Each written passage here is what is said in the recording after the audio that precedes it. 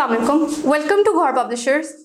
Our slogan is that we are redefining the geography of education through digital resources for conceptual learning. I am Mahanur Ahmed and I will be teaching you Computer Science for Grade 8.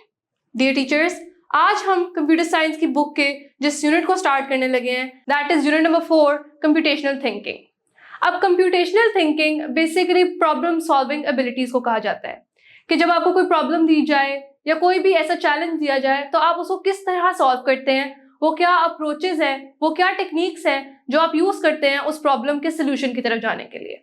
This is basically how computers work as well कि उनको कोई problem दी जाए तो वो किस तरह उसका solution drive करते हैं.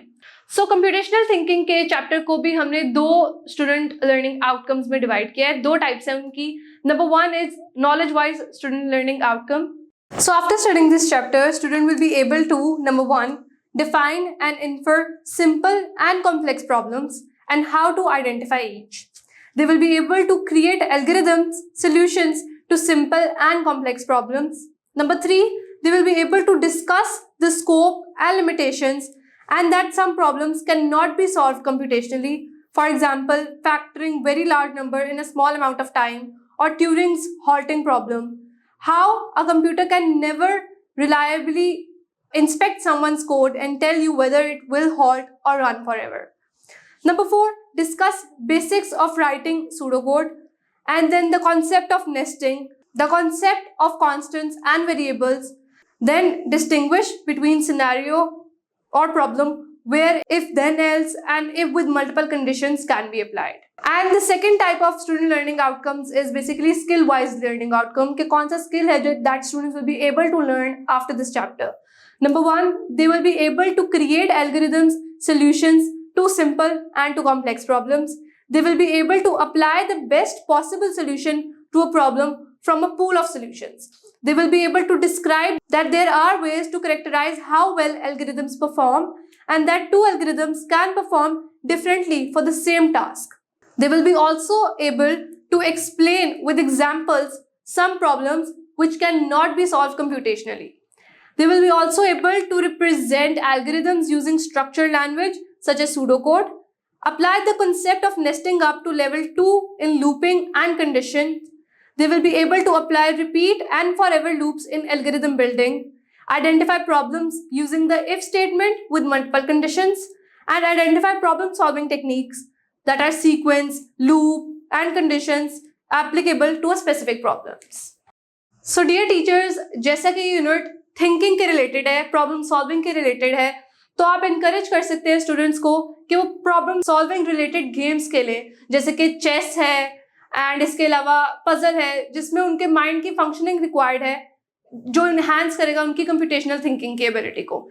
इसके अलावा आप ये यूनिट पढ़ाने के लिए जो मेथडोलॉजी और जो टेक्निक जो अप्रोच इस्तेमाल कर सकते हैं वो ये है कि आप स्टूडेंट्स को डिफरेंट टास्क दें, डिफरेंट प्रॉब्लम्स, डिफरेंट चैलेंज दें जिनके उन्होंने सोल्यूशंस ड्राइव करने हैं और एक ही प्रॉब्लम के उनसे multiple solutions, multiple different approaches भी आप ड्राइव करवा सकती हैं. सो हमने अब कंप्यूटेशनल थिंकिंग के चैप्टर को डिफरेंट टॉपिक्स में डिवाइड किया है जिनमें इंक्लूड होते हैं प्रॉब्लम सॉल्विंग. प्रॉब्लम सॉल्विंग के बारे में हम पढ़ेंगे कि बेसिकली प्रॉब्लम सॉल्विंग कहते किसे हैं.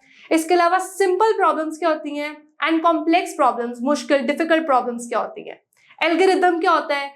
एल्गोरिथम बेसिकली इंस्ट्रक्शंस को कहते हैं. क्या एल्गोरिथम होता है, उसकी क्या टाइप्स होती हैं, डिफरेंट टाइप्स ऑफ एल्गोरिथम को पढ़ेंगे, उनके एडवांटेजेस, उनके डिसएडवांटेजेस क्या हैं, किस तरह स्टूडेंट्स एल्गोरिथम को डिजाइन कर सकते हैं, ये भी उनको इस यूनिट में पढ़ाया जाएगा.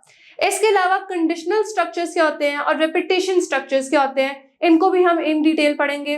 कॉम्प्लेक्सिटी ऑफ एल्गोरिथम क्या होता है. कॉम्प्लेक्सिटी के अंदर आ जाती है हमारे पास टाइम कॉम्प्लेक्सिटी कि कितना टाइम लगेगा एक एल्गोरिथम को चलने के लिए. स्पेस कॉम्प्लेक्सिटी कि एल्गोरिथम कितनी स्पेस रिक्वायर करेगा, उसके बारे में हम इन डिटेल पढ़ेंगे.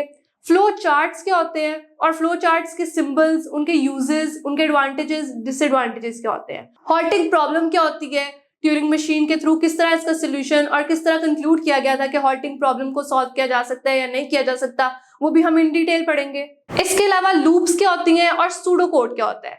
सूडोकोड के advantages and disadvantages. Pseudocode basically जैसे कंप्यूटर में कोड करने के लिए आपको कंप्यूटर की लैंग्वेज की रिक्वायरमेंट होती है, सी, C++, बट सूडो कोड होता है इंग्लिश लैंग्वेज कोड, कि आप सिर्फ एक कोड लिख दें, इंग्लिश लैंग्वेज में ही बता दें कि आप इस प्रॉब्लम को कैसे सॉल्व करें हैं।